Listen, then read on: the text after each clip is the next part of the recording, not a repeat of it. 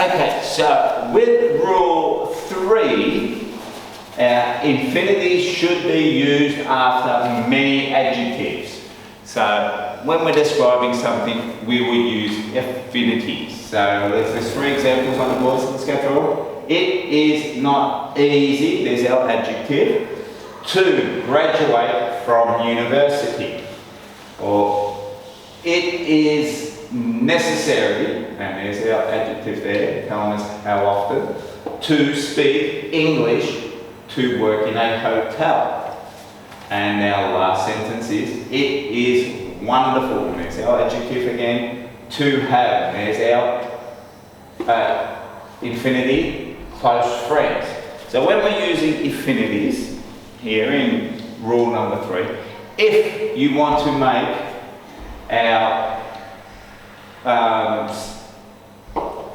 noun the subject, so we could or change it to it, but then we're changing our rule. So we could change it to rule 1 saying graduating is not easy from university. So that was changing our rule number 3 to rule number 1.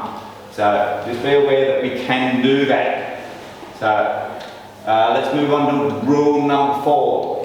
Now, only infinitives are used after certain verbs followed by nouns or pronouns. So pretty much what that rule's telling us is that if we're talking about people, that we only use infinitives. We don't use gerunds. So I've got some examples again here, 2 examples.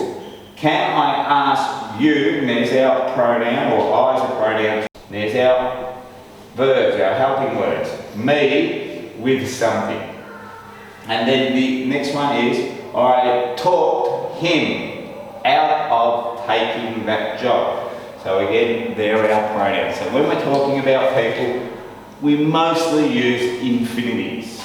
And then our last rule, only gerunds are used after prepositions. So again, I've got some examples on the wall, and there is one exception about this rule, but I'll go through that after this. Alright, so our first sentence is, he looks forward to meeting his cousins. Now here's our preposition here, forward, and our gerund, meeting. And we can also have our preposition after our gerund. Like in this sentence, I am wary of going alone. So our preposition here is alone. So we can have it either before the gerund or after the gerund. Now, with the exception of the rules, there's always an exception in English, and with these rules, there's no exception. The exception with this is only with rule number 5, when we use the word but. Now, but is also can mean except. Except is a word that we use for infinitives only. So that is our only exception to our rule, is if the word has but in it. So let's have a look if I've got a quick little sentence here. Yeah, I do. I had no choice but to follow her.